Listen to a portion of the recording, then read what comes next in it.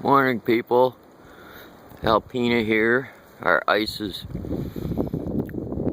drifting away. Spring is coming. Coronavirus is here. I just want you to know, I think it's March 16 today. And can you see that? That is a perfect edge. Now, I didn't cut that. Nature works in strange ways, because you can see that line that goes all the way up there. That'll probably be the next sheet of ice that comes. But that is a perfectly straight edge.